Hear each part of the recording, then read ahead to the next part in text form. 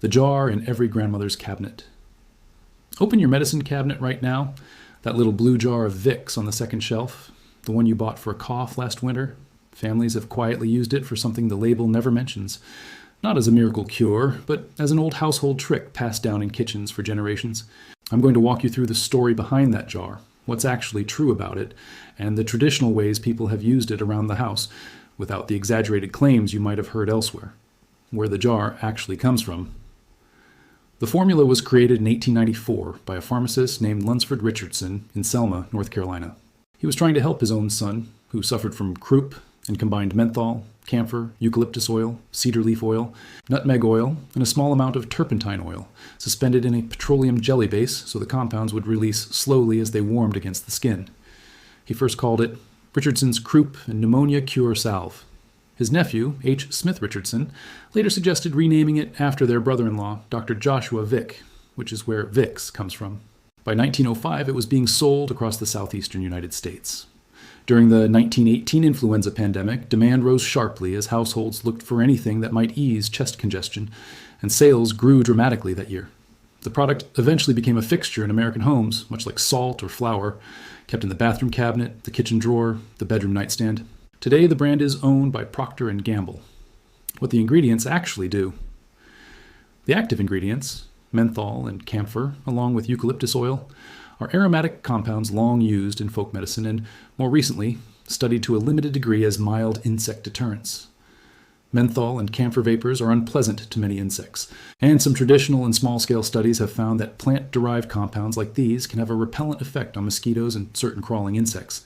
This is real, but it's modest.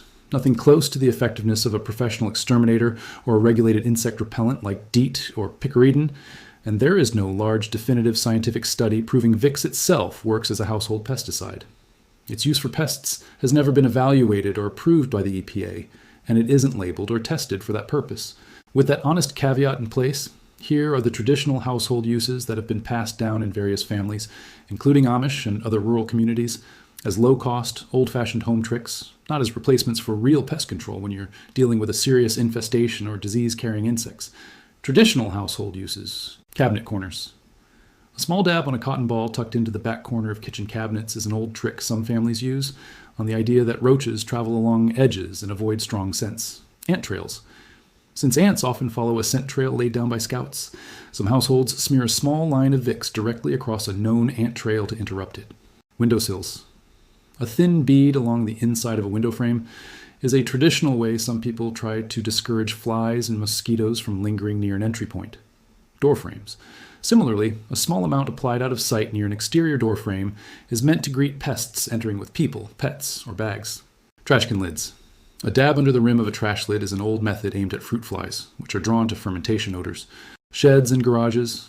Cotton balls with Vicks placed in corners or near openings is a traditional deterrent some people use against mice, since rodents have a strong sense of smell and tend to avoid strong scents. Nightstand jar. Leaving an open jar on a nightstand at night is an old-fashioned trick some people still swear by for keeping mosquitoes at a distance while sleeping, though it is not a substitute for a proper mosquito net or screened window in areas with real mosquito-borne disease risk. On skin or clothing, some people dab a small amount behind the ears or on wrists as a folk repellent before sitting outside at dusk, or rub a little on a shirt collar or cuffs for children rather than directly on skin. This is a traditional practice, not a substitute for EPA-registered repellents, and camphor-containing products are not recommended for young children or pregnant women without a doctor's guidance. Porch dish. A spoonful mixed into warm water in a small dish, left outside in the evening, is an old trick meant to release the scent faster than the jar alone, similar in spirit to a citronella candle. Baseboards. Running a small bead of Vicks along the underside of baseboards, especially in kitchens and bathrooms, is a traditional deterrent in older homes where small gaps exist between the boards and the floor. Under the sink.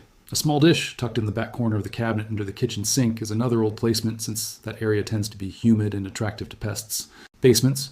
Walking the basement perimeter and dabbing a bit near pipe entries or foundation cracks is a traditional way some homeowners try to discourage spiders, centipedes, and earwigs from coming further inside.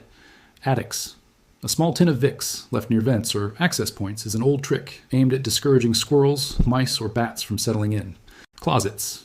A cotton ball in a mesh bag hung in the closet is a traditional alternative some families use instead of mothballs, which contain naphthalene, a chemical with its own health concerns. Chicken coops. Some poultry keepers rub a small amount on the underside of roosting bars as an old method against mites and lice. Doghouses.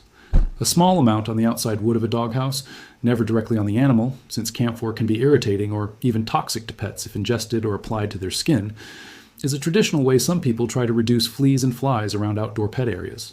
Cars. A small dab on the underside of a dashboard is an old road trip trick meant to make a car's interior less inviting to bugs during long drives with the windows down.